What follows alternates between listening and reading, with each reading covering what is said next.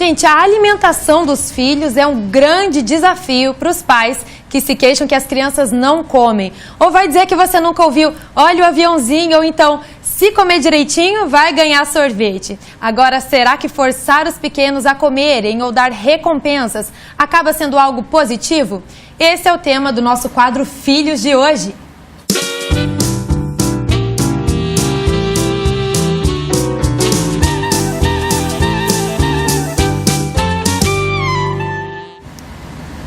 Para conversar sobre esse tema, está aqui comigo a nutricionista Tatiane Florenço. Boa tarde, Tatiana. Boa tarde. Obrigada pelo convite. Eu que agradeço.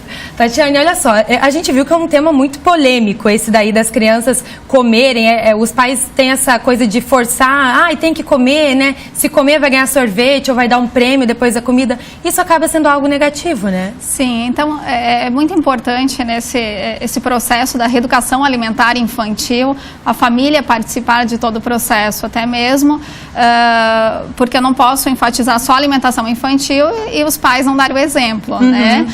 Então toda essa mudança nesse processo é importante que a criança participe, que ela conheça os alimentos, que ela tenha o contato com esses alimentos. Muitos pais reclamam da dificuldade da introdução alimentar, né? E essa introdução é importante que a criança ela tenha o contato com o alimento desde a compra, então levar a criança até o mercado, ela ter o contato de como que está sendo feito, adaptar algumas receitas, né?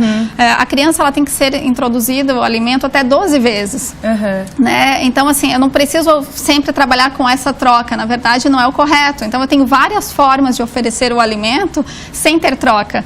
A impressão que dá é que se a gente fala para a criança assim, você vai ter um prêmio se você comer. Parece que comer é algo negativo. Isso. E na verdade é o contrário que os pais têm que passar para a criança, né? Então, na verdade, a gente tem que fazer um momento prazeroso, né? A refeição tem que diminuir esse estresse. Muitos pais reclamam do estresse da alimentação na hora de comer, que é o problema, né? Então, o que a gente tem que pensar? Que é um momento que tem que ser prazeroso porque envolve emoções, envolve prazer o alimento, né? Então, é importante que a gente coloque isso para a criança, porque vai ser uma referência para a família, né? Assim, a família é sempre a referência para a criança. Então, se eu estiver comendo, a criança também vai ter esse contato, ela vai se familiarizando com o alimento. Então, por isso que a gente coloca, assim, eu tenho filhos, por exemplo, levo a minha filha no mercado, ela tem o contato, faço receitas com ela.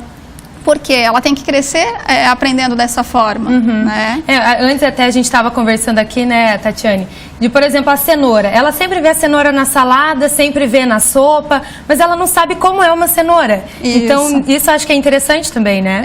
E essa questão de oferecer o alimento até 12 vezes, o que a gente tem que ver? Não pode dar uma overdose de cenoura, por exemplo, para a criança, né? Mas eu consigo trabalhar um soufflé no arroz, em bolos, né? Eu consigo trabalhar com esse alimento ralada, cozida, cortar em formatos ali de animais, né? Que a gente consegue trabalhar com o alimento, porque a criança tem que ter muito lúdico, né? Então o visual dela, a apresentação do prato, isso vai enfatizar muito a aceitação dela com o alimento. Agora, Tatiane, se a criança odiar uma comida, ela não gosta de jeito nenhum daquele alimento, eu acho que a gente tem que respeitar isso, né? Porque não são, nós não gostamos de todos os alimentos. Claro que é importante, nem tudo que a gente gosta, né? A gente não pode enfatizar só o que eu gosto. Eu tenho que colocar o que é importante para o meu organismo, né? O aporte de nutrientes, principalmente.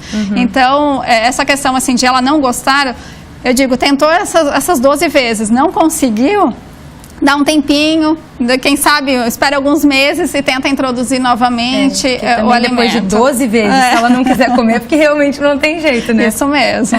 Tatiane, agora é o seguinte, tem muita criança que senta na mesa, dá uma colherada e sai também da mesa. Como agir nesse caso? É uma grande dificuldade com os pais de lidar com esse momento, é um desafio, né? Porque gera o estresse, que a gente sabe. Então, eu falo assim, a criança ela tem o momento dela, é importante enfatizar que é o momento da alimentação, tá? Que é a hora de comer, a gente fala, né? E se ela não quiser, deixa sem.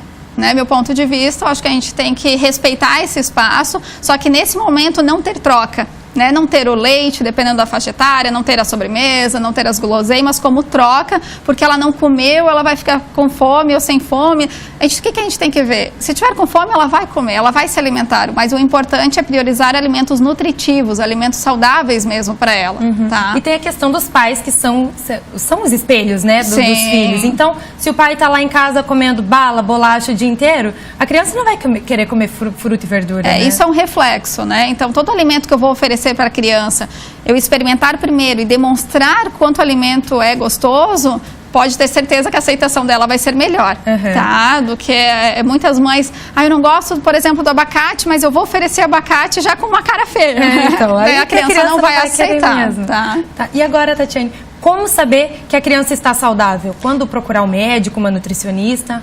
Então, hoje a minha especialização é nutrição funcional, onde a gente trabalha muito a individualidade bioquímica de cada paciente. Então, nós analisamos muito os sintomas dos pacientes para buscar o equilíbrio do organismo, né, desse paciente. Então, no caso da criança, a gente faz uma investigação alimentar, uma investigação de sintomas para ver qual a possível deficiência nutricional. Mas, como complemento, existem os exames laboratoriais, que nós podemos fechar um diagnóstico nutricional se a criança está nutrida ou não, porque o peso não influencia se a criança tem um sobrepeso ou não, se ela está nutrida ou não. Entendi. Tá? Tatiane, então tá bom. Muito obrigada pelas dicas aqui, ter vindo até o programa. Muito obrigada. Obrigada pela sua presença.